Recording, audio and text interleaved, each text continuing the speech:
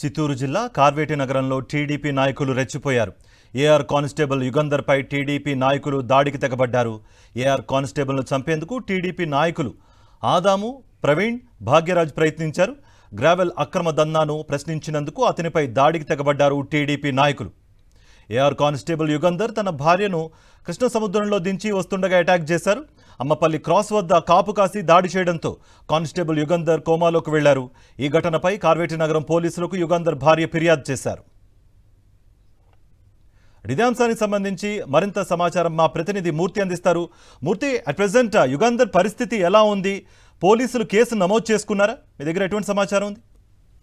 చిత్తూరు జిల్లా జీడి నెల్లూరు నియోజకవర్గంలో జరిగినటువంటి యొక్క ఘటనకు సంబంధించి ఏఆర్ కానిస్టేబుల్ యుగంధర్ ప్రస్తుతం అయితే పరిస్థితి ఆందోళనకరంగా ఉండడంతో కోమాలోకి వెళ్ళిపోయారు. ఆ తర్వాత ఆయన్ని నేరుగా తిరుపతిలో ఉన్నటువంటి రియా హాస్పిటల్ తీసుకురావడం జరిగింది. కేవలం ఈ యొక్క జీడి నెల్లూరు ఎమ్మెల్యే సంబంధించి అక్రమాలను ప్రశ్నిస్తున్నందుకే తనపై దాడి చేశారంటూ ఈ యొక్క ఘటనకు సంబంధించి బాధితుడు యుగంధర్ కుటుంబ సభ్యులు ఆరోపిస్తున్నారు. ప్రధానంగా ఈ రోజు ఉదయం ఆయన భార్య చంద్రకళను ప్రభుత్వ టీచర్ గా పనిచేస్తున్న ఆమెను స్కూల్లో డ్రాప్ చేసి ఏఆర్ కానిస్టేబుల్ ఉన్నటువంటి యుగంధర్ తిరిగి వస్తున్న సమయంలో ఒక్కసారిగా టీడీపీకి సంబంధించినటువంటి నాయకులు, కార్యకర్తలు కొంతమంది అతనిపైన దాడి చేసి చంపేందుకు కుట్ర చేశారు. ఒక్కసారిగా ఈ యొక్క ఘటనకు సంబంధించి తాను జీడి నెల్లూరు ఎమ్మెల్యే థామస్ చేస్తున్నటువంటి అరాచకాలను ప్రశ్నిస్తున్నందుకే తనని చంపేందుకు కుట్ర చేశారంటూ యుగంధర్ కుటుంబ సభ్యులు చెప్తున్నటువంటి పరిస్థితి కనిపిస్తుంది. ప్రధానంగా గడిచిన 16 నెలలుగా